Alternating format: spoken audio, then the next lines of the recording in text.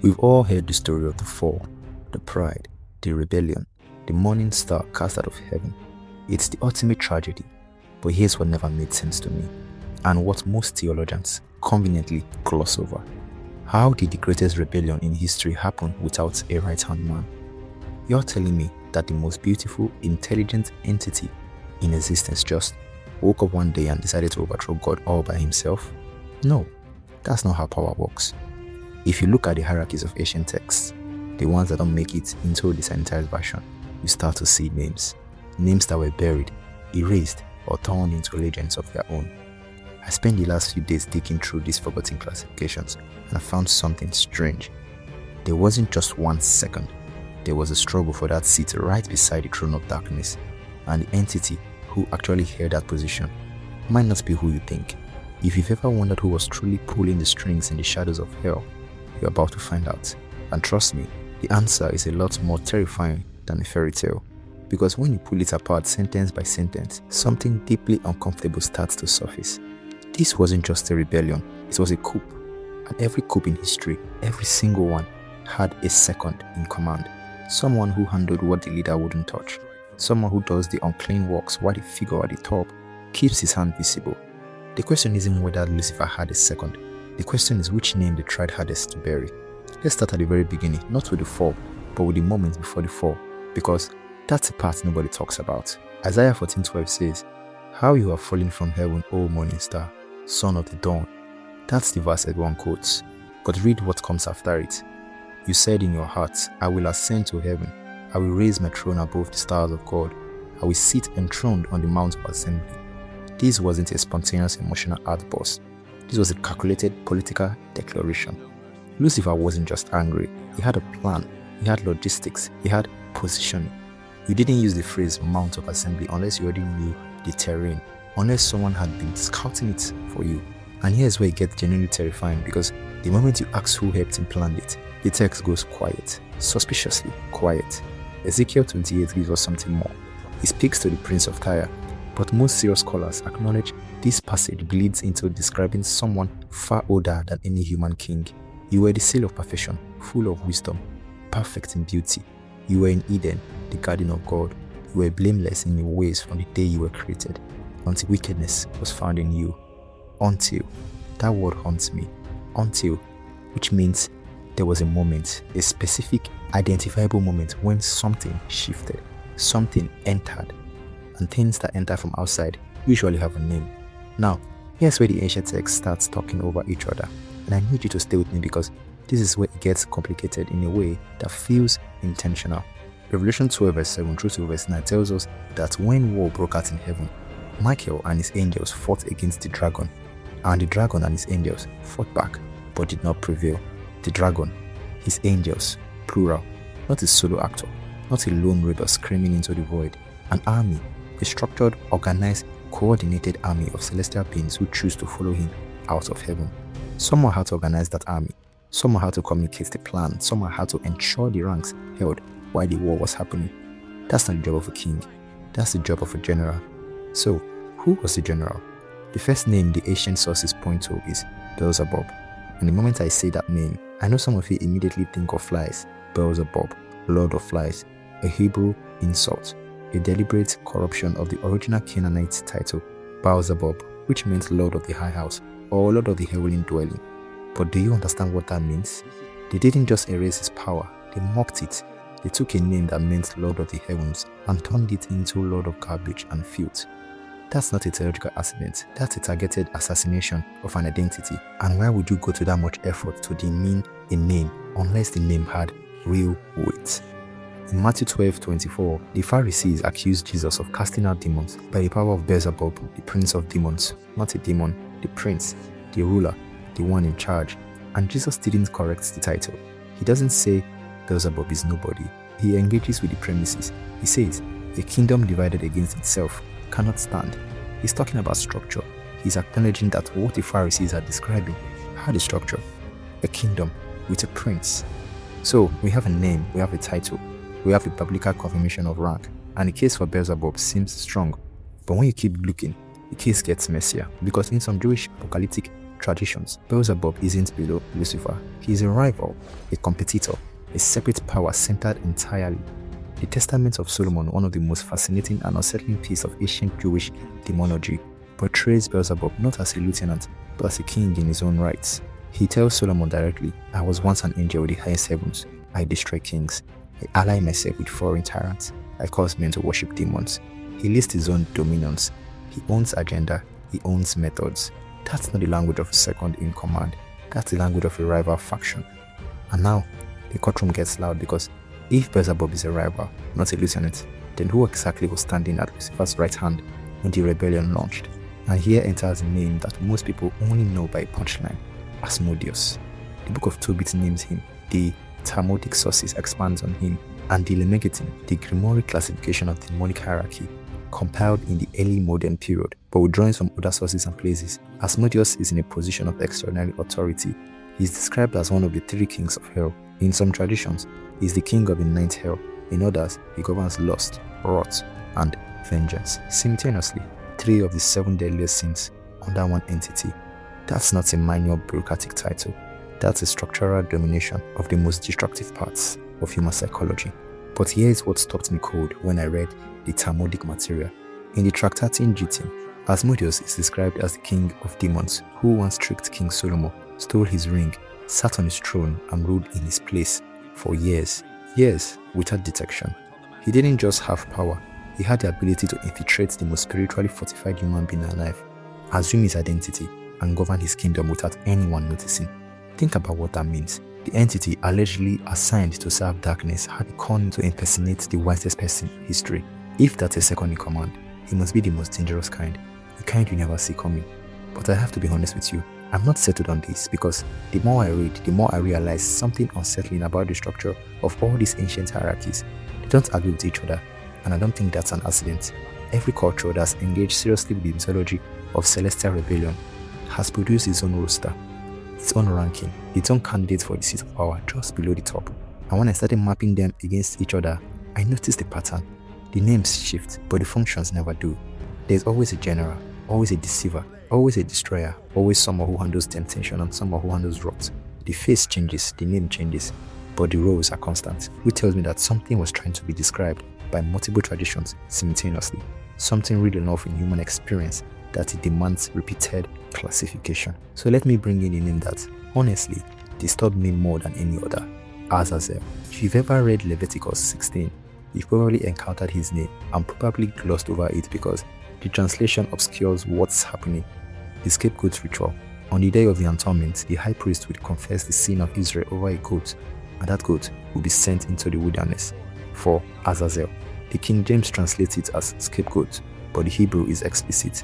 This goat isn't going into a generic wilderness, it's going to Azazel, a specific being, a specific destination, the sins of an entire nation being sent directly to a named entity in a place outside the camp of the living. That's not a metaphor, that's a transaction. The book of Enoch, which is quoted in Jude 1 verses 14, and therefore has some traction in the canonical biblical world, is where Azazel's full picture emerges, and it is horrifying. Azazel is named as one of the Watchers, the sons of God, referenced in Genesis 6, who descended to earth, took human wives, and corrupted the world before the flood. But Azazel isn't just one of them. He is their teacher, the architect. He taught men how to make weapons of war. He taught women the art of seduction and ornamentation. He spread knowledge that God had not sanctioned, and the result was a world so corrupted that its destruction became necessary. And here's the part that genuinely haunted me. In Enoch 10 verses 8, God speaks his judgment. The whole earth has been corrupted through the work that were taught by Azazel. To him ascribe all sins. All sin. Not some of it, not the portion that relates to warfare and vanity. All of it. Azazel is assigned cosmic responsibility for the totality of human corruption before the flood. We don't give that kind of cosmic attribution to a mid-tier demon. Now I'm genuinely rattled because we've just gone from a rebellion inside heaven to a contamination of earth to a figure who carries the weight of all human sins, and his name doesn't even appear in most Sunday school curricula. He's been effectively erased from the popular conversation, and I want to know why. Here's my theory, and I want to be clear, this is my interpretation, not a doctrine. But I think the various traditions buried these names not because they were unimportant, but because they were too important. Because once you give the enemy's hierarchy a clear structure, you've implicitly acknowledged the sophistication of the opposition, and for a tradition trying to maintain absolute divine authority, having to explain that the rebellion had a detailed chain of command, operational specialists, and a multi-front strategy is theologically inconvenient. But stay with me because I promised you a turning point, and here it is. Here's the thing about all these candidates, Beelzabub, Asmodeus, Azazel, that suddenly reframes everything I've been building. None of them are ever described as fully loyal to Lucifer. Not one of them. Every single ancient source that gives these beings biographical texture also gives them independent agendas, separate goals, personal grievances. They serve the same general direction, opposition to divine order, but they are not unified. They are not a smoothly running dark hierarchy. They are, in the deepest irony I've ever encountered, exactly what they accuse the divine of being: a power structure held together by fear, ambition, and competing self-interest. Beelzebub wants dominion. Asmodeus wants to corrupt human desires. Azazel wants to weaponize humanity against itself. Lucifer wants the throne. These are not four expressions of one unified goal. They are four separate, barely aligned agendas that happen to converge at the moment of rebellion and had been fracturing ever since. Which means the question I started with, who was Lucifer's second in command, might be the wrong question entirely. The better question might be this: was there ever a stable chain of command at all?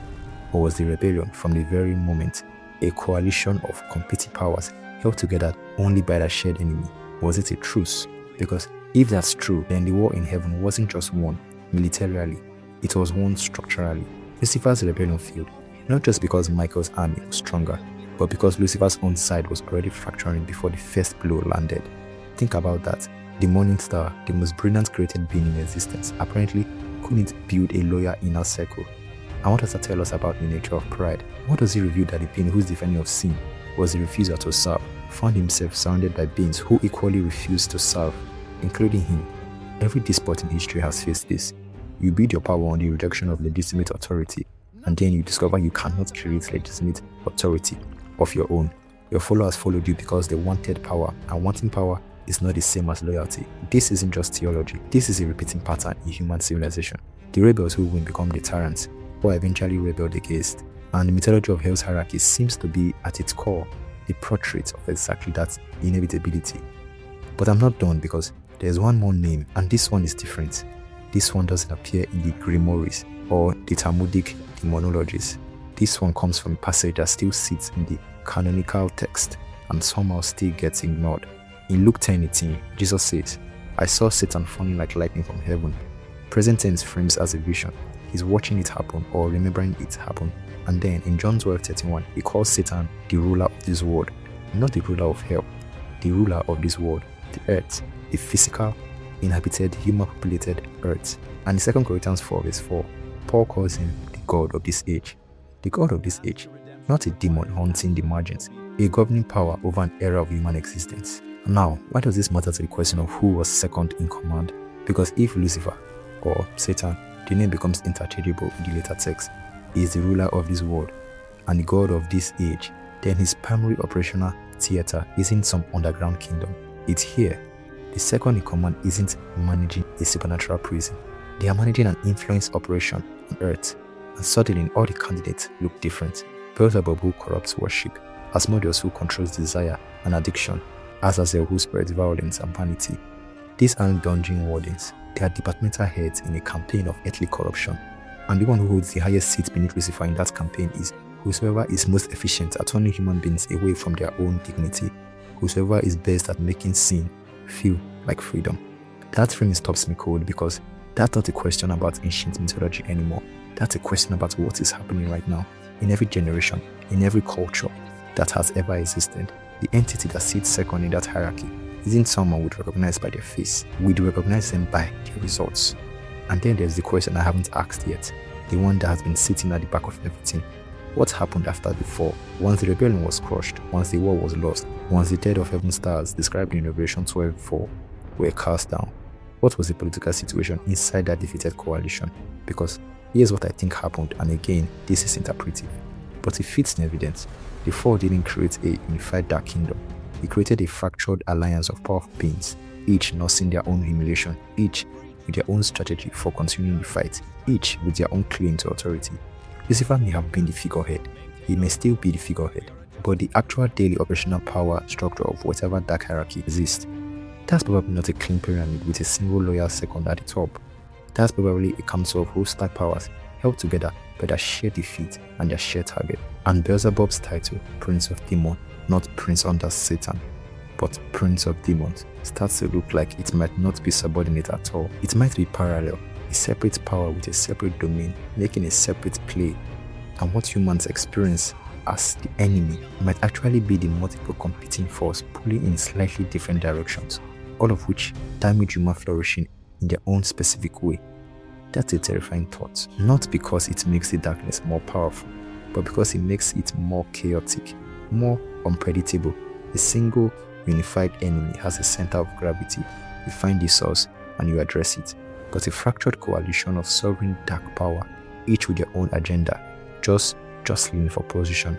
You can't defeat that with a single confrontation. You'd have to dismantle it dimension by dimension.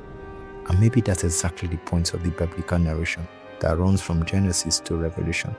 Maybe the long arc of that story isn't one battle. It's a systematic domain by domain reclamation. Every healing, every deliverance, every restoration described in the New Testament reads differently when you understand it as a ground being taken back from a specific dark jurisdiction. Jesus casting out legion in Mark 5, not one demon, legion, many from one man. The very name tells you the structure. A Roman legion is not a mob. It's an organized military unit with ranks and hierarchy. Even in the ruins of the defeated rebellion, they maintain structure. I have been going through this research for some time now, and I keep coming back to the same place. The question, who was Lucifer's second in command, is both simpler and more complicated than it appears. Simpler because the biblical text does give us a name that functions at the highest echelon of dark authority. Beelzabub, acknowledged by the Pharisees, implicitly confirmed by Jesus himself, titled as the Prince of Demons. That's your most defensible canonical answer if you need one. That's your name, but more complicated because the moment you look at the full sweep of the ancient sources, you realize the question assumes a kind of loyal, stable hierarchy that the evidence doesn't support. What actually seems to have existed, what the text qualitatively paints, is a coalition of falling powers, each with tremendous capacity, each with territorial claim, each with a specific function in the corruption of the world. None of them fully loyal to any single master, a committee of catastrophe, a cabinet of ruin. And at the top of that fraction table, the morning star, cast down, humiliated, still brilliant, still dangerous, ruling over a kingdom of beings who hate him almost as much as they hate the one they all fell from. Tell me, that's not a portrait of something recognizably human, because when I strip away the supernatural language, what I see is a story about what happens when the most gifted people in any system decides their gifts entitles them to rule. Rather than serve, they fracture, they take others down with them, they build new power, structures that replicates the very dynamics they rebelled against, and they discover too late that pride is the one force in existence that isolates you from every possible source of genuine help, divine or otherwise. The ancient writers who gave us these texts were not writing science fictions.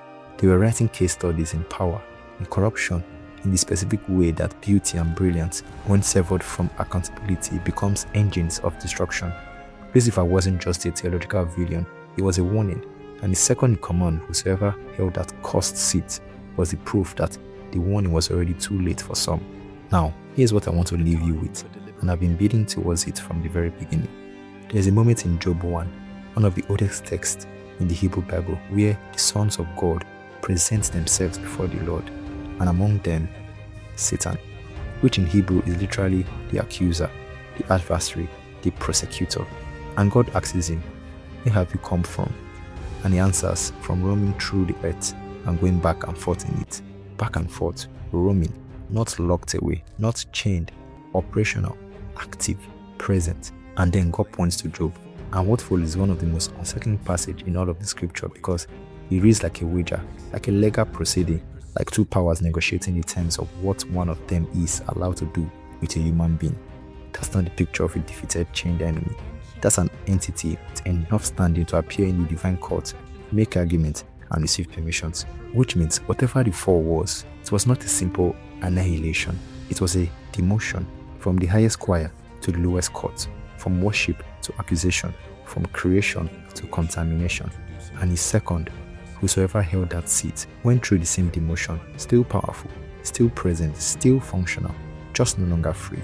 Which means the battle described across this ancient text is not between an all-powerful God and a destroyed evil. It's between a restoring sovereignty and a defiant, fractured, operational darkness that has been given a defined but temporary jurisdiction. And within that jurisdiction, they are working with everything they have. Beelzabub, managing worship corruption. Asmodeus, managing human desire. Azazel, managing violence and vanity. And above them all, the morning star, still calling himself the ruler of this world, still roaming back and forth, through it, still making arguments in courts we cannot see. The seat of the second in command was never just a title, it was a function, and the function has never stopped operating. So, the next time someone tells you the story of the four is a simple fairy tale about pride and punishment, you look at them and you ask, then why does the book of Job read like a courtroom? Why does Revelation describe an ongoing war and not a completed victory?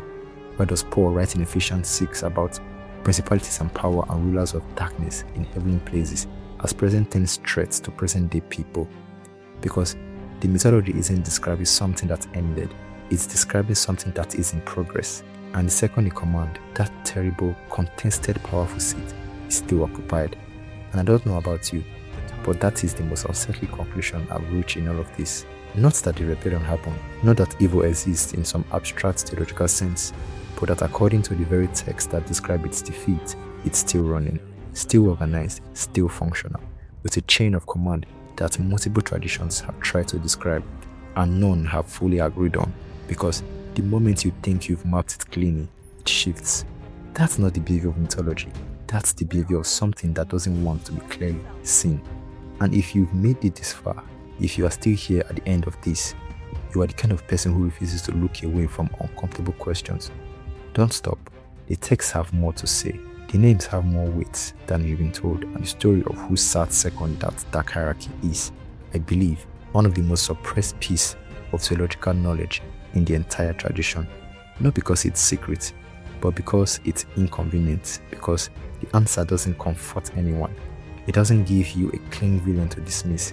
It gives you a portrait of fractured, brilliant, operational darkness that knows your name, knows your weaknesses, and has been studying human nature longer than civilization has existed. The morning star fell, and he did not fall alone.